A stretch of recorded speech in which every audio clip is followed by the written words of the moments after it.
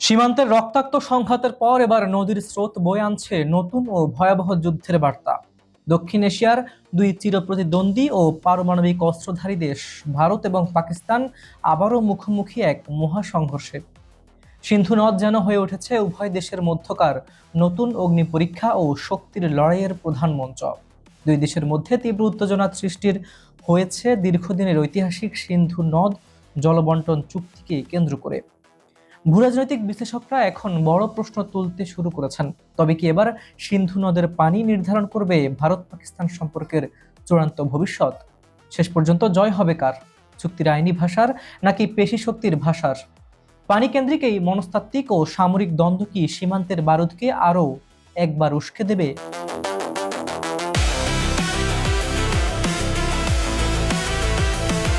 পরিস্থিতি যেদিকে মোড় নিক না কেন, নিজের অবস্থানে চরম ও অনমনীয় অবস্থানে রয়েছে পাকিস্তান। ইসলামাবাদ সাফ জানিয়ে দিয়েছে, সিন্ধুর পানি প্রবাহকে ঘিরে ভারতের কোনো রকমের একতরফা স্বেচ্ছাচারিতা সহ্য করা হবে না। উভয় দেশের মধ্যকার আন্তর্জাতিক বৈধ চুক্তি লঙ্ঘন করা হলে তার স্পষ্ট ও দাঁতভাঙ্গা জবাব দেওয়া হবে।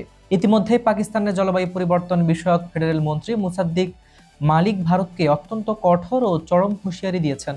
তিনি প্রকাশ্য সংবাদ সম্মেলনে বলেন, ন্যায্য পানির হিসাবে হাত দিলে চুপ থাকবে না পাকিস্তান, প্রয়োজনে সেই হাত কেটে ফেলতেও পিছু হটবে না আমাদের দেশ।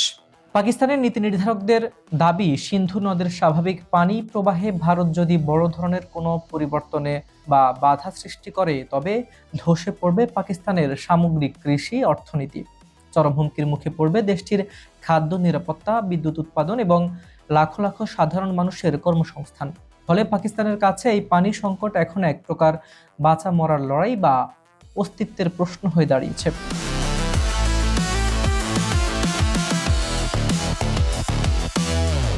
অন্যদিকে ভারতের নয়াদিল্লির দাবি সম্পূর্ণ ভিন্ন এবং কৌশলগতভাবে আক্রমণাত্মক।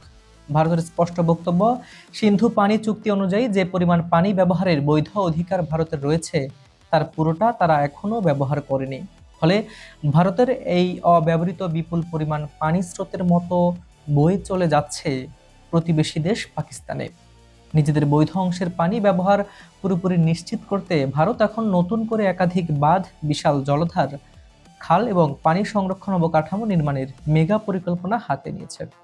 ভারতের পানি সম্পদ মন্ত্রী CR পাতিল দাবি করেছেন, নিজেদের অংশের পানি কৃষি, সেচ, বিদ্যুৎ উৎপাদন এবং দেশের অভ্যন্তরীণ উন্নয়নমূলক কাজে ব্যবহারের উদ্যোগ নেওয়া হয়েছে মাত্র। পাকিস্তানের পানি আটকে দিয়ে সেখানে কৃত্রিম সংকট তৈরি করার যে অভিযোগ তোলা হচ্ছে তা সম্পূর্ণ ভিত্তিহীন এবং সঠিক নয়।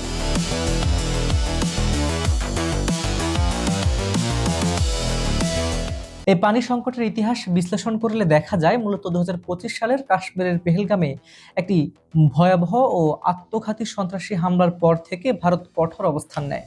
ভারত সে সময় একতরফাভাবে সিন্ধু নদের পানি বন্টন চুক্তির কার্যকারিতা স্থগিত রাখার ঘোষণা দেয়।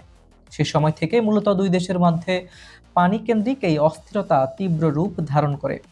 পাকিস্তানের ভাষ্যমতে, আন্তর্জাতিক আইন অনুযায়ী কোনো দেশ এককভাবে এই চুক্তি স্থগিত বা বাতিল করতে পারে না এবং পানি প্রবাহে বাধা সৃষ্টি করা অবৈধ।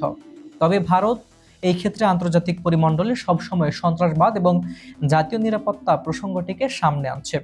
ভারতের স্পষ্ট বার্তা, সন্ত্রাসবাদ এবং দ্বিপাক্ষিক চুক্তি একসাথে চলতে পারে না।